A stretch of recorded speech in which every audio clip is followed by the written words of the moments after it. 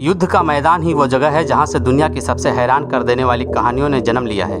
जब कभी युद्ध की बात होती है तो तोपों और उनसे बरसने वाले गोलों का भी जिक्र होता है।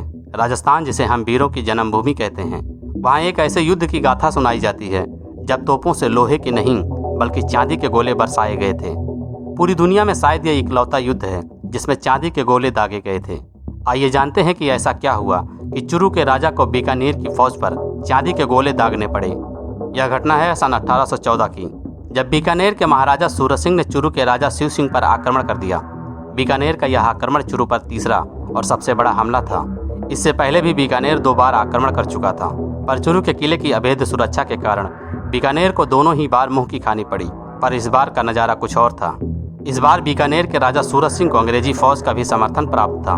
इतिहास के अनुसार बीकानेर की फौज ने पानी की टंकी यानी कि नीमड़ी धोरा पर पड़ाव डाला और पूरे किले को चारों तरफ से घेर लिया। बीकानेर के राजा भली भांति जानते थे कि इस किले की दीवारों को भेद पाना आसान नहीं है, इसलिए उन्होंने एक नई रणनीति का प्रयोग किया। इस रणनीति के अनुसार किले और शहर को चारों तरफ से घेर लिया गया। न कुछ अंदर जा सकता था और न ही कुछ बाहर आ सकता था। उनका विचार था कि कुछ समय के बाद किले का राशन और गोला बारूद खत्म हो जाएगा और फिर चुरु के राजा के पास सिर्फ 2 ही विकल्प बचेंगे।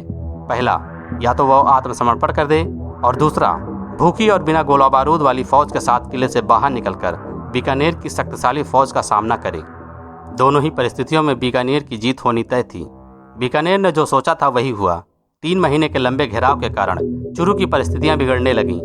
भंडार गृह में रखा अन्न समाप्त होने लगा। आम जनता भूख और चीजों की कमी के कारण बिलबिलाने लगी। चारों तरफ अकाल जैसे हालत बन गए। धीरे धीरे गोला बारूद भी खत्म होने की कगार पर आ पहुंचा, और तो और गोले और शस्त्र बनाने के लिए आवश्यक लोहा भी खत्म होने लगा। चुरु के राजा को निराशा घेरने लगी। ऐसे में शहर के सेठ साहूकार आगे आए। उन्होंने राजा से कहा कि क्या हुआ अगर लोहा खत्म हो गया? अभी तो चुरु के पास बहुत सी चांदी बची है। हम चांदी के गोलों से शत्रुओं का संहार करेंगे। यह सुनकर राजा की आंखें चांदी की तरह चमक उठी। देखते ही देखते भट्टियों में लोहे की जगह चांदी पिघलाई जाने लगी और चांदी के गोले ढाले जाने लगे। यह देखकर महल और शहर के लोगों में एक नया उत्साह जाग उठा।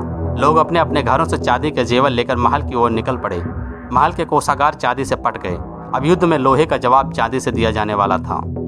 बीकानेर की फौज को ऐसा कोई अनुमान नहीं था कि अब उनका सामना एक नई मुसीबत से होने वाला है।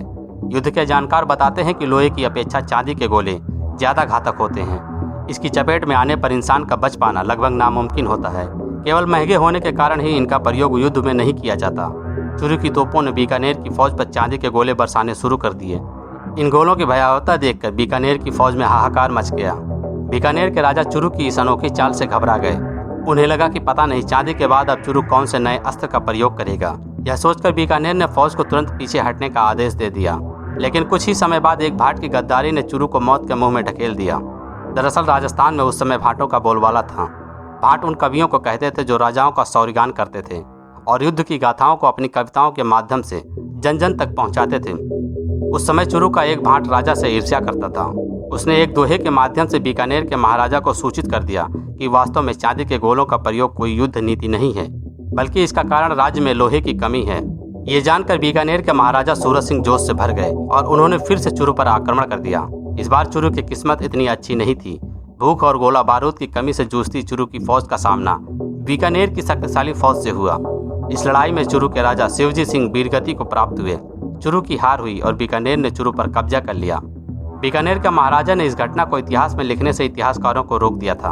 उन्हें डर था कि इतिहास चांदी के गोलों के कारण चुरु का महिमा मंडन करेगा और बीकानेर जीतकर भी हार जाएगा।